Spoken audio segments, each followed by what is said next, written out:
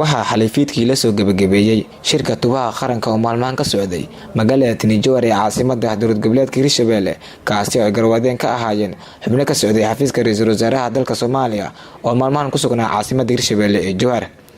xafladda soo xiritaanka shirka waxaa ka qayb galay gudoomiyaha baarlamaanka Hirshabelle Cismaan Barre Maxamed iyo madaxweyne ku-xigeenka Hirshabelle Ali Cabdullaahi Xuseen Guudlaabe ahna kusimaha madaxweynaha.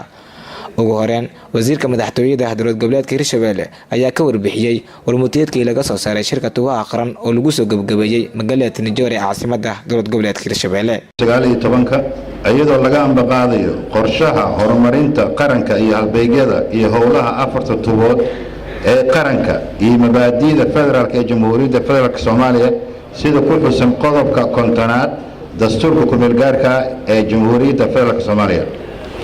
dowlad goboleedka Hirshabelle ayadoo fulinayso siyaasadda qaran ee daadejinta awoodaha adeegyada dowlad wanaaga iyo isla xisaabtanka ee xukuumadda ra'iisul wasaaraha Jamhuuriyadda Federaalka Soomaaliya mudane Xasan Cali Khayre ayay soo gabagabeeyeen dejintii qorshayaashii hay'adaha dowladda Hirshabelle si loo dardargeliyo geedi socodka howlaha golaha wasiirada iyo laamaha kale ee dowladda. kadib soo dharaan dhirintii halbeegyadii hortibintii u leh dowlad goboleedka Hirshabelle golaha wasiirada waxay go'aamiyeen in ay ku shaqeeyo 4 tubood. 1 tubta siyaasadda loo dhan yahay. 2 tubta horumarinta dhaqaalaha. 3 tubta amniga iyo cadaaladda. 4 tubta horumarinta arrimaha bulshada oo ay ku qoran yihiin halbeegyada iyo howlaha muhiimka u ah geedi socodka dhisidda hay'adaha dowlad goboleedka Hirshabelle si ay u bixiyaan adeegyada muhiimka u ah bulshada ku nool dowlad goboleedka Hirshabelle. golaha wasiiradu ayagoo loo qaybiyay 4 guddi hoosaad oo u abaabulan sida ay u shaqayn karo isku dhow yihiin si loo helo wada shaqayn mug leh oo dhexdooda ah iyo isla xisaabtan dhab ah. golahu wuxuu u mahadcelinayaa ra'iisul wasaaraha Jamhuuriyadda Federaalka Soomaaliya iyo howlwadeennada ka socday xafiiska oo si mug leh ugu qayb qaatay dejinta qorshayaasha Hirshabelle ee la hirgelin doono sanadaha soo socda.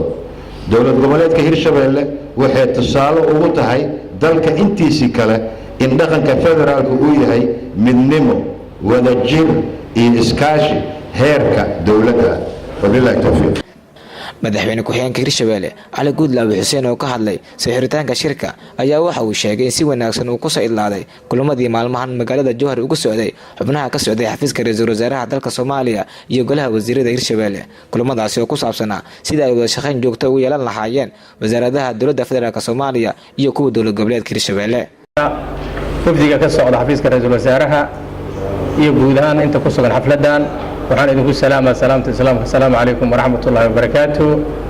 bacda salaam allah yaa mahaddaas iska leh muddadii sitamaanka ahayd oo hawshii noo socotay wafdiga ka yimid xafiiska ra'iisul wasaaraha ee nagala shaqaynayay sida qorshayaasha loo daadeji lahay maamul wanaagga looga shaqay lahay iyo guud ahaan maaragtay sidii kor loogu qaadi lahay dowlad goboleedka Hirshabelle howlihiisa wafdigii xafiiska ra'iisul wasaaraha ka socda oo mahadcelinaynaa. ra'iisul wasaarihii noo soo dirana waxaan leenahay adiguna waa mahadsan tahay. xaqiiqdii wax badan ay ku soo kordhiyeen statekan maalin ka yimideen ilaa hadda intoo dhaxayso howlaha habeen iyo maalin laga shaqaynayay. waxaan leeyahay aad ugu mahadsan tihiin. Hirshabellena hal mar in loo yimaado kuma filno sidaad ogtihiin ba isteedida dalka ka jiray u yareeday muddo 2 sano ay jirtaa in maaragtay wax badan laga garab qabtay u baahan tahay hadday dhismayaashii tahay iyo hadday amni tahay iyo dhinac waliba hadday tahay waxay u baahan tahay in la garab qabto maadaama ay tahay yaraankii isteediyada. anaguna diyaar waxaan u nahay haddii ilaahay raalli ka noqdo ma naga doono dad gacmaha iyo laabtay iska fadhiya. waa diyaar waxaan u nahay anaguna inaan shaqayno haddii ilaahay raalli ka noqdo. dadaalkiinii wafdiga noo yimid hawshaad qabateen waa ka mahadcelinaynaa.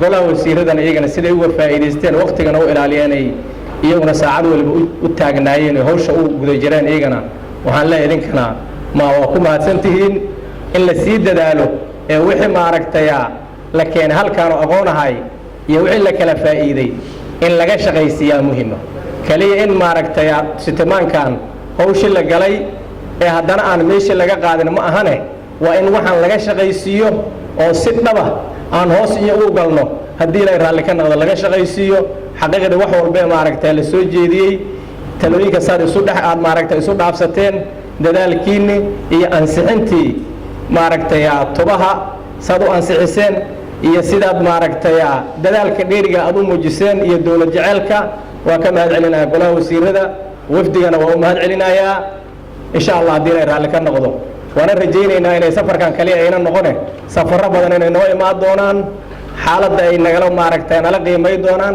wixii ay hadda keeneen siday u shaqeeyeen ay fiiri doonaan wax kalena inay soo kordhi doonaan oo talooyina waa rajaynaynaa haddii ilaahay raalli ka noqdo annaguna diyaar waxaan u nahay habeen maalin inaan shaqayno Saadakhal Ismaan JTV Jowhar.